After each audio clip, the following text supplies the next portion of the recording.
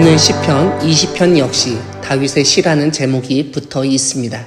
이와 함께 인도자를 따라 부르는 노래라고 설명하고 있습니다. 그런데 오늘 시편에서 시인은 자신의 기도가 아니라 누군가를 위한 기도를 하고 있습니다. 1절부터 3절까지를 보면 시인 앞에 있는 어떤 한 사람을 두고 기도하는 것을 알 수 있습니다. 환난 날에 여호와께서 내게 응답하시고 하나님의 이름이 너를 높이 드시며 성소에서 너를 도와주시고 시온에서 너를 붙드시며 내 모든 소재를 기억하시고 내 번제를 받아주시기를 원한다고 기도하고 있습니다. 그뿐만 아니라 4절과 5절도 거의 비슷한 기도문입니다. 내 마음의 소원대로 허락하시고 내 모든 계획을 이루어 주시기를 원하노라. 우리가 너의 승리로 말미암아 계가를 부르며 우리 하나님의 이름으로 우리의 깃발을 세우리니 여호와께서 내 모든 기도를 이루어 주시기를 원하노라 라고 기도합니다. 지금 시인은 어떤 사람의 소원, 계획을 하나님이 이루어 주시길 간구하고 있습니다. 이런 가운데 이 사람이 어떤 상황에 처해 있는가는 5절의 내용에서 짐작할 수 있습니다. 승리라는 말과 계가라는 표현, 깃발이라는 단어가 사용되는 것을 보아 이 사람은 지금 전쟁을 앞두고 있고 전쟁터에 나가는 사람으로 추정됩니다. 따라서 지금 시인은 그 사람을 위해서 기도를 하고 하나님이 승리를 주시고 계가를 부르게 하시며 승리의 깃발을 세울 수 있기를 소망하고 있습니다. 6절을 보면 시인이 너 2인칭으로 호명했던 사람의 정체가 밝혀집니다. 바로 하나님이 기름 부은 사람입니다. 하지만 이 기름 부음을 받은 사람이 누구인지 직접 언급하지 않았기에 우리는 그 정체에 대해서 확실히 알 수 없습니다.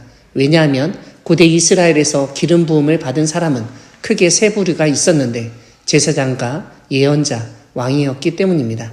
결국 시인은 9절에서 그 왕을 구원해달라고 기도하며 그 기름 부음 받은 사람은 다름 아니라 왕이라고 직접적으로 언급합니다. 이런 점에서 이 시편은 기름 부음을 받은 자, 왕이 전쟁에 출정하기 전에 그를 위해서 사람들이 드렸던 기도문인 것을 알 수 있습니다. 시인은 오늘 기름 부음 받은 자를 하나님이 구원하신다는 점을 알려주고 있습니다. 이런 구원의 하나님이 계시기 때문에 시인은 어떤 사람은 전쟁을 앞두고 병거를 의지하고 어떤 사람은 말, 즉 병마를 의지하지만 하나님의 백성인 우리는 하나님의 이름을 의지하고 자랑한다고 노래하고 있습니다.